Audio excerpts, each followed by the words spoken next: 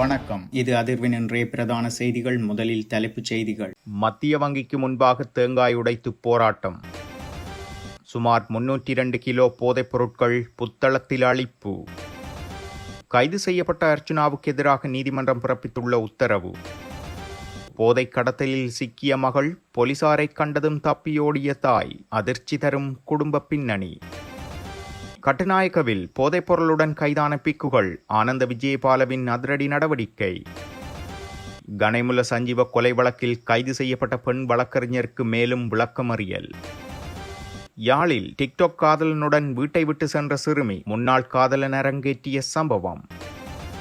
இனி இவர்களால் வாட்ஸ்அப் பாவிக்க முடியாது, வெளியானது அறிவிப்பு.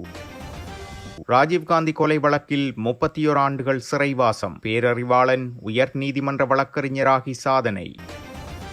8 மாதங்களின் பின் மீண்டும் ஆரம்பமான செம்மணி புதைகுழி அகழ்வு பணிகள். மலேக மகிழ்ச்சி, பதுளையில் 34 குடும்பங்களுக்கு புதிய வீடுகள்.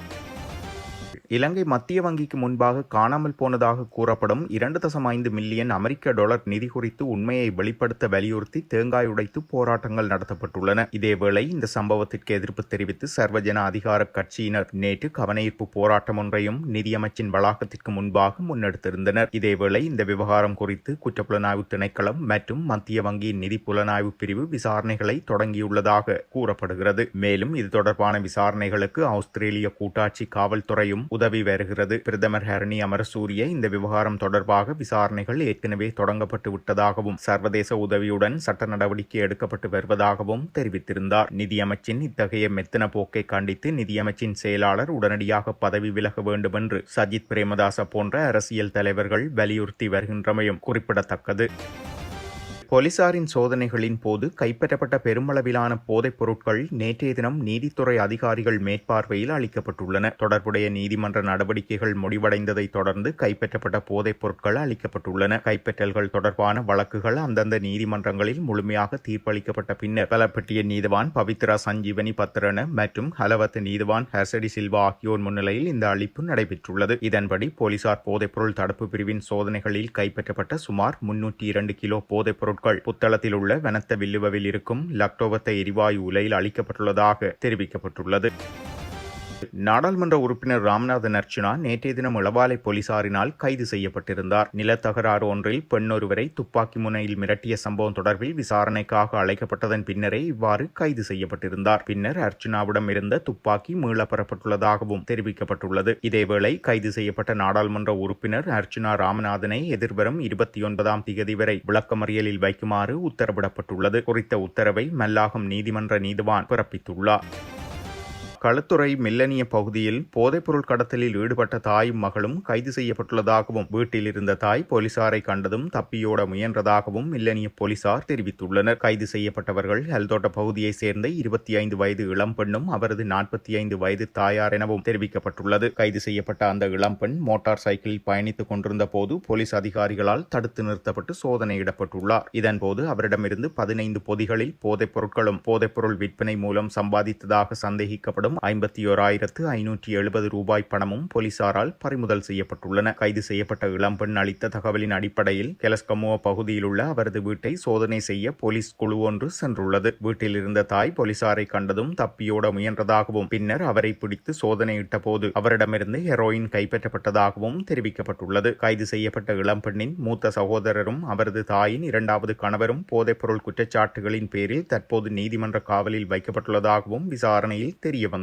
கைது செய்யப்பட்ட 2 சந்தேக நபர்களும் நீதிமன்றத்தில் ஆஜர்படுத்தப்பட்டதை தொடர்ந்து மே மாதம் 9ஆம் திகதி வரை விளக்கமறியலில் வைக்க உத்தரவிடப்பட்டுள்ளது.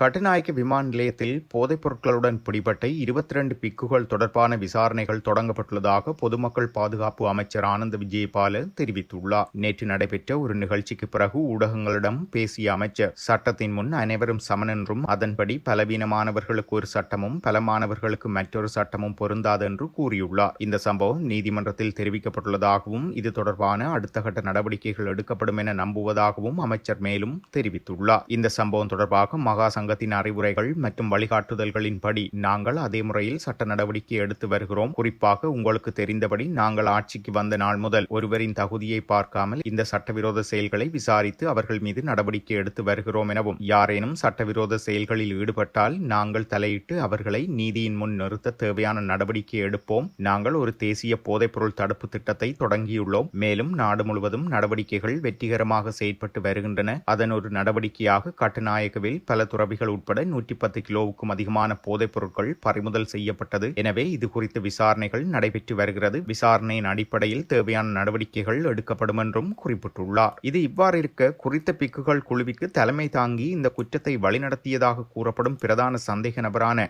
மற்றுமொரு பிக்கு கம்பகா மீககமுள்ள பகுதியில் வைத்து போலீஸ் போதைப்பொருள் ஒழிப்பு பணியகத்தினரால் கைது செய்யப்பட்டுள்ளமையும் குறிப்பிடத்தக்கது.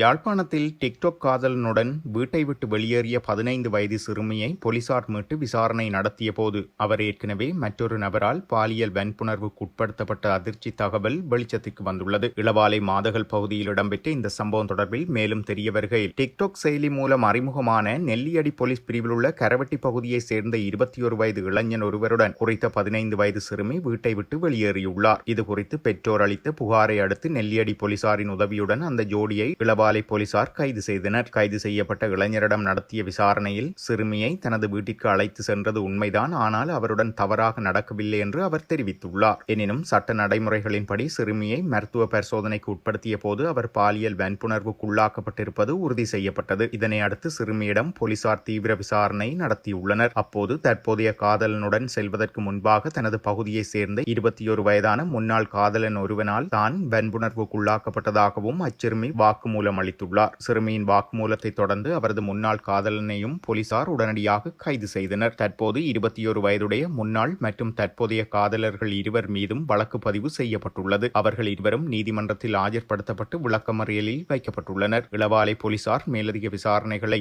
முன்னெடுத்து வருகின்றனர். கணேமுல சஞ்சீவ கொலை வழக்கில் சந்தேக நபராக பெயரிடப்பட்டு பயங்கரவாத தடுப்புச் சட்டத்தின் கீழ் தடுத்து வைக்கப்பட்டிருந்த சட்டத்தரணி தமரா குமாரி அபேரத்னவுக்கு விளக்கமறியல் உத்தரவிடப்பட்டுள்ளது. குறித்த வழக்கு நேற்றைய தினம் விசாரணைக்கு எடுத்துக் கொள்ளப்பட்ட போதே இவ்வாறு உத்தரவிடப்பட்டுள்ளது. செப்டம்பர் 8, 2026 முதல் ஆண்ட்ராய்டு தொலைபேசிகளின் 6வது பதிப்புக்கும் முந்தைய பதிப்புகளில் இயங்கும் ஸ்மார்ட் போன்களுக்கான ஆதரவை வாட்ஸ்அப் அதிகாரப்பூர்வமாக நிறுத்தும் என அறிவிக்கப்பட்டுள்ளது. குறிப்பாக ஆண்ட்ராய்டு 5 மற்றும் 5.1வது பதிப்புகளில் படிப்படியாக இது நீக்கப்படும் என்றும், பழைய வன்பொருட்களால் கையாள முடியாத மேம்பட்ட அம்சங்களை மெட்டா நிறுவனம் அறிமுகப்படுத்துவதால் செயலியின் நிலைத்தன்மை மற்றும் செயல்திறனை உறுதி செய்வதற்காக இந்த மாற்றத்தை செயற்படுத்த ஏற்பாடு செய்யப்பட்டுள்ளது. இதேவேளை iOS 15.1 அல்லது அதற்கு பிந்தைய பதிப்புகளை பயன்படுத்தும் ஐபோன் பயனர்கள் பாதுகாப்பாக இருந்தாலும் மில்லியன் கணக்கான ஆண்ட்ராய்டு பயனர்கள், குறிப்பாக வளரும் சந்தைகளில் உள்ளவர்கள் விரைவில் தங்களின் தற்போதைய சாதனங்களுக்கான மென்பொருள் நிறுத்தத்தை எதிர்கொள்ள நேரிடும் என்றும் கூறப்படுகிறது. முழுமையான டிஜிட்டல் முடக்கத்தை தவிர்க்க பாதிக்கப்பட்ட பயனர்கள் காலக்கெடு முடிவதற்குள் தங்கள் உரையாடல்களை கூகுள் டிரைவ் அல்லது உள்ளூர் சேமிப்பகத்தில் காப்பு பிரதி எடுக்குமாறு அறிவுறுத்தப்பட்டுள்ளனர். மலையக மகிழ்ச்சி திட்டத்தின் கீழ் பதுளை மாவட்டத்தில் புதிய வீடுகளுக்கு அடிக்கல் நாட்டப்பட்டுள்ளது. மலையக மகிழ்ச்சி திட்டத்தின் கீழ் புதிய வீடுகளுக்கான அடிக்கல் நாட்டும் நிகழ்வு கடந்த 26ஆம் தேதி பெருந்தோட்ட மற்றும் சமூக உட்கட்டமைப்பு வசதிகள் அமைச்சர் சமந்த வித்யாரத்ன தலைமையில் பண்டாரவல பிரதேச செயலக பிரிவில் நயாபெத்த தோட்டம் மற்றும் ஹெல்மதுல்ல பிரதேச செயலாளர் பிரிவில் மெல்பன் பிரிவில் இடம்பெற்றுள்ளது. மண் சரிவு அபாய வலயங்களில் வாழும் தோட்ட மக்களை பாதுகாத்தல் தொடர்பான விசேட நடவடிக்கையாக பெருந்தோட்ட மற்றும் சமூக உட்கட்டமைப்பு வசதிகள் அமைச்சின் நிதி ஒதுக்கீட்டில் இத்திட்டம் நடைமுறைப்படுத்தப்பட்டுள்ளது. பதுளை மாவட்டத்தின் பண்டாரவளை பிரதேச செயலக பிரிவில் நயாபத்த தோட்டத்தில் அபாயத்தை எதிர்கொண்டுள்ள 11 குடும்பங்கள் மற்றும் ஹல்மதுல்ல பிரதேச செயலக பிரிவில் மெல்வான் பிரிவில் ஆபத்தை எதிர்கொண்டுள்ள 23 குடும்பங்களுக்காகவும் இந்த புதிய வீடுகள் நிர்மாணிக்கப்பட உள்ளன. இந்த வீட்டு தொகுதியில் 34 வீடுகளை நிர்மாணிப்பதற்கு அரசாங்கம் ரூபாய் 108 மில்லியனுக்கும் அதிகமான தொகையை ஒதுக்கீடு செய்வதற்கு திட்டமிட்டுள்ளது. ஒரு வீட்டு தொகுதியில் உள்ள ஒரு வீட்டை நிர்மாணிப்பதற்கு அரசாங்கம் ரூபாய் 28 லட்சம் மற்றும் உட்கட்டமைப்பு வசதிகளுக்காக ரூபாய் 4 லட்சம் செலவிடுவதுடன் 10 பர்ச்சேஸ் காணி இதற்காக பயனாளிகளுக்கு உரித்தளிக்கப்பட உள்ளது. இந்நிகழ்வில் பெருந்தோட்ட மற்றும் சமூக உட்கட்டமைப்பு வசதிகள் அமைச்சர் சமந்த வித்யாரத்ன, பதுளை மாவட்ட பாராளுமன்ற உறுப்பினர்கள், அமைச்சின் அதிகாரிகள், பிரதேச செயலாளர்கள் என பலரும் கலந்து கொண்டிருந்தனர். செம்மணி மனித புதைகுழியின் 3ஆம் கட்ட அகழ்வு பணிகள் நேற்றைய தினம் யாழ்ப்பாண நீதவான் நீதிமன்ற நீதிபதி எஸ் லெனின்குமார் தலைமையில் ஆரம்பிக்கப்பட்டுள்ளது. செம்மணி மனித புதைகுழியில் இதுவரை 2 கட்டங்களாக மேற்கொள்ளப்பட்ட அகழ்வு பணிகளின் போது 240 மனித எண்புக்கூட்டு எச்சங்கள் அடையாளம் காணப்பட்டுள்ள நிலையில் 239 எண்புக்கூட்டு எச்சங்கள் அகழ்ந்தெடுக்கப்பட்டுள்ளன. இந்நிலையில் மேலும் எலும்புக்கூடுகள் அப்பகுதியில் காணப்படுவதால் 3ஆம் கட்ட அகழ்வு பணிகளை முன்னெடுக்க வேண்டும் எனவும் அதற்காக 8 வார கால பகுதி தேவை என்றும் சட்ட வைத்திய அதிகாரி மன்றில் விண்ணப்பம் செய்ததற்கு அமைவாக 3ஆம் கட்ட அகழ்வு பணிகளுக்காக நீதிமன்றத்தினால் அனுமதி வழங்கப்பட்டுள்ளது. இந்நிலையில் பருவமழை மற்றும் காலநிலை சீரின்மை காரணமாக 3ஆம் கட்ட அகழ்வு பணிகளை முன்னெடுக்க முடியாத நிலைமை ஏற்பட்டதுடன் புதைகுழிக்குள் மழை வெள்ளமும் நிறைந்து காணப்பட்டுள்ளது. 2ஆம் கட்ட அகழ்வு பணிகள் 45 நாட்கள் முன்னெடுக்கப்பட்டு செப்டம்பர் 6ஆம் திகதியுடன் நிறைவு செய்த நிலையில் 3ஆம் கட்ட அகழ்வு பணிகள் தற்போது சுமார் 8 மாத காலத்திற்கு பின்னர் மீண்டும் ஆரம்பிக்கப்பட்டுள்ளன. அதேவேளை 3ஆம் கட்ட அகழ்வு பணிகளுக்காக ரூபாய் 2 கோடியே 10 லட்சம் நிதியமைச்சினால் விடுவிக்கப்பட்டுள்ளமையும் குறிப்பிடத்தக்கது. இந்திய முன்னாள் பிரதமர் ராஜீவ்காந்தி கொலை வழக்கில் நீண்ட சிறைவாசம் அனுபவித்து விடுதலையான பேரறிவாளன் நேற்றைய தினம் சென்னை உயர் நீதிமன்ற வழக்கறிஞர் சங்கத்தில் வழக்கறிஞராக பதிவு செய்துள்ளார். சிறையிலிருந்து விடுதலையான பின் பேரறிவாளன் பற்றிய தகவல்கள் குறைவாகவே காணப்பட்டன. இந்நிலையில் நேற்றைய தினம் சென்னை உயர் நீதிமன்றத்தில் வழக்கறிஞர்கள் சங்கத்தின் வழக்கறிஞராக பதிவு செய்துள்ளார். சிறையிலிருந்து மீண்ட பின்னரே சட்டம் பயின்றுள்ளார் எனவும் எந்த நீதிமன்றத்தின் படிகளில் தனக்கான நீதிக்காக காவலர்கள் புடைசூழ 31 ஆண்டுகள் ஏறி இறங்கினாரோ அதே நீதிமன்றத்தில் அவர் வழக்கறிஞராகி உள்ளமை குறிப்பிடத்தக்கது. இத்துடன் செய்திகள் நிறைவடைகின்றன. மறக்காமல் அதிர்வு சேனலை லைக் மற்றும் சப்ஸ்கிரைப் செய்து கொள்ளுங்கள்.